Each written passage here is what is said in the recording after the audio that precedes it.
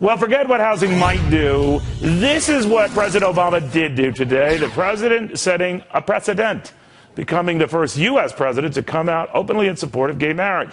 Now the guys who want to be the next president are reacting. We're going to be hearing from Mitt Romney on this very show tomorrow.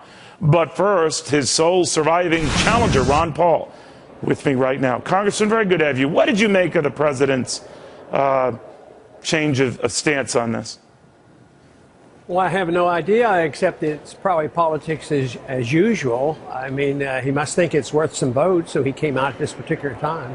That's about all I can figure out. I don't even know, Congressman, if there's a libertarian point of view on this, but is there? I mean, for or against gay marriage, does it matter?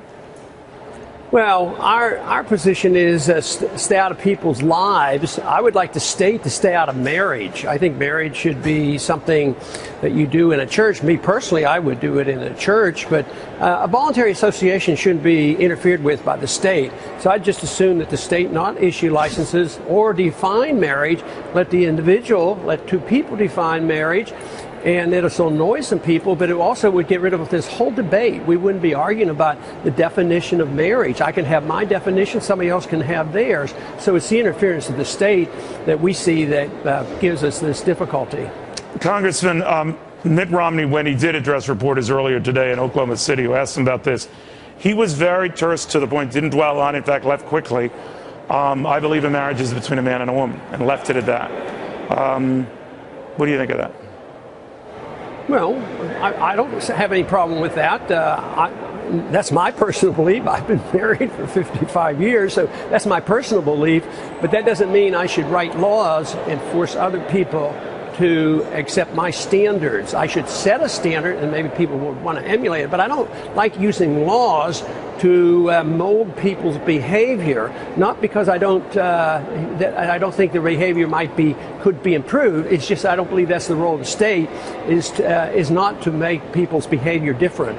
So it's just as offensive to you than when the president goes out and says, I want to change the policy or my view of this between just a man and a woman, could be between a man and a man or a woman and a woman.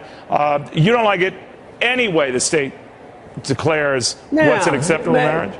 Well, there's some ulterior motives in that. Sometimes it's financial. Sometimes it's telling insurance companies what to do. Right. And sometimes it's, acceptance and these various other things. But you're saying each, that is both candidates, and maybe by extension yourself, but out of these matters, period. Well, but I just think it's more appealing to more people by not being judgmental and making all these rules. I don't like economic rules, but I don't like rules in social orders either, other than the fact you can't force people to do anything, and you shouldn't be overly judgmental. So you don't force people. I don't want to force people in social conditions any more than in economic conditions. And I think things would be much happier in the world if everybody accepted the rejection of the use of force. Gary Johnson, the former New Mexico governor, was here. He got the libertarian nod, as you might have heard, Congressman. The talk was that you were asked to be their candidate, and they then walked to him, that you turned them down. Is that true?